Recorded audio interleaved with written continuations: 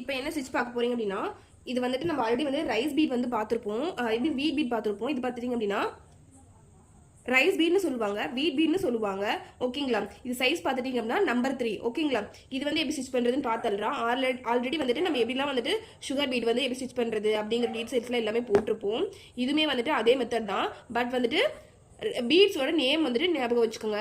இந்த பீடோட நேம் பார்த்துட்டீங்க அப்படின்னா வீட் பீட் இல்ல அப்படின்னு சொன்னீங்க அப்படின்னா ரைஸ் பீட்னு சொல்லுவாங்க. நம்பர் பார்த்துட்டீங்கன்னா 3. ஓகேங்களா? 3 mm.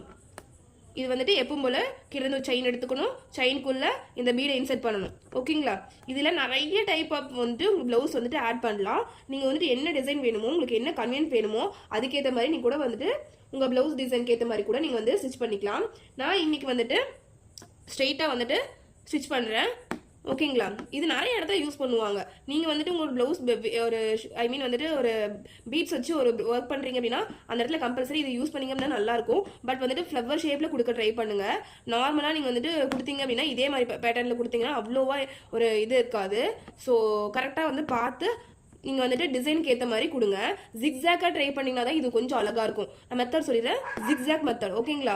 அந்த மெத்தட்ல கொடுத்துட்டு நீங்க ஒர்க் பண்ணீங்க அப்படின்னா நீட்டாகவும் அழகாகவும் இருக்கும். இதோட நேம் பார்த்தீங்க அப்படின்னா ரைஸ் பீட். ஓகேங்களா? இது வந்துட்டு பார்த்தீங்கன்னா 2 சைடு மேலே வந்துட்டு இந்த இந்த பீடோட இந்த எட்ஜில் மட்டும் பெருசாக இருந்துட்டு கீழே சின்னதாக இருந்துச்சுன்னா அது ட்ராப் பீட்னு சொல்லுவாங்க. கீழே சின்னது இந்த சைடு சின்னது நடுவால மட்டும் பெருசாக இருந்துச்சு அப்படின்னா ரைஸ் பீட்னு சொல்லுவாங்க. கோதுமை பீடுன்னு சொல்லுவாங்க, வீட் பீட்னு சொல்லுவாங்க. பீட்டும் கோதுமையும் எல்லாம் ஒன்று தான். ஓகேங்களா? இது வரைக்கும் கிளியரா?